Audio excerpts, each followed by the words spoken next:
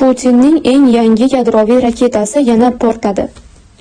Joriy yilning 28-noyabr kuni Rossiya qurolli kuchlarining strategik raketa qo'shinlariga qarshi Yasni shahri yaqinidagi bazada sodir bo'lgan portlash so'nggi Sarmat qit'alararo ballistik raketasining muvaffaqiyatsiz sinovi natijasidir.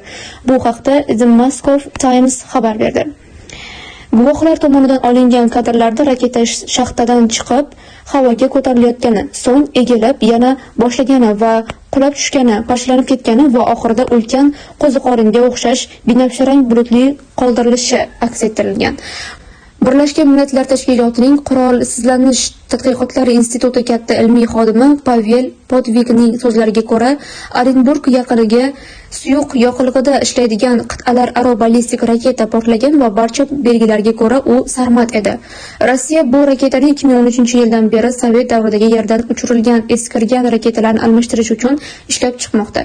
Prezident Vladimir Putin Sarmat 2020-yilda uchirilishini va'da qilgan, biroq raketa hech qachon uchmagan. Taxminan 1 yil avval uni sinashga qilingan avvalgi urinish muvaffaqiyatsiz yakunlangandi.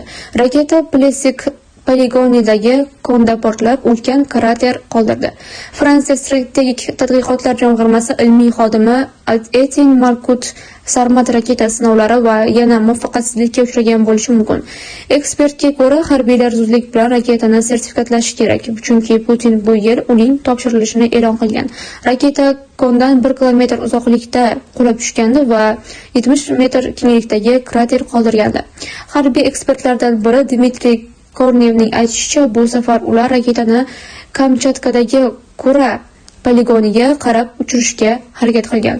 Rossiya Yasni va Kura hududlari uchun notam chaqirgan va ularga xavfli zonalardan qochishni maslahat bergan. U qurilgan raketa Sarmat bo'lishi mumkinligini aytgan, biroq u Orenburg sinovi 1980-yillardan beri xizmat qilib kelayotgan Rossiyaning eng qadimgi raketasi Voveda ning muvaffaqiyatsiz sinovi bo'lishi mumkinligini inkor etmaydi. Ikkala raketa ham suyuq yoqilg'idan foydalanadi. Bu esa xarakterli rang bulutini yaratdi. Podvikning so'zlariga qaraganda, Voveda oxirgi marta 2013-yilda sinovdan o'tkazilgan. Rossiya strategik raketa kuchlarida faqat 34 ta shunday raketa qolmoqda. Ba'zi Vovedalar hali ham qurollangan bo'lishi mumkin bo'lsa-da, raketa qo'shinlari ulardan birinchi uchirishga qaror qilgani ehtimoldan yiroq. Yasni avia bazasida eng yangi Avangard raketa tizimlari ham joylashgan, biroq bu raketalar shaxtadan issiq uchirishdan foydalanadi. Videoda esa sovuq uchirilish tasvirlangan.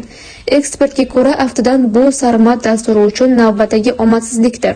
Rossiya prezidenti shu oy boshidan e'lon qilganidek, raketaning 2025-yilda qo'shinga topshirilishi juda dargumon.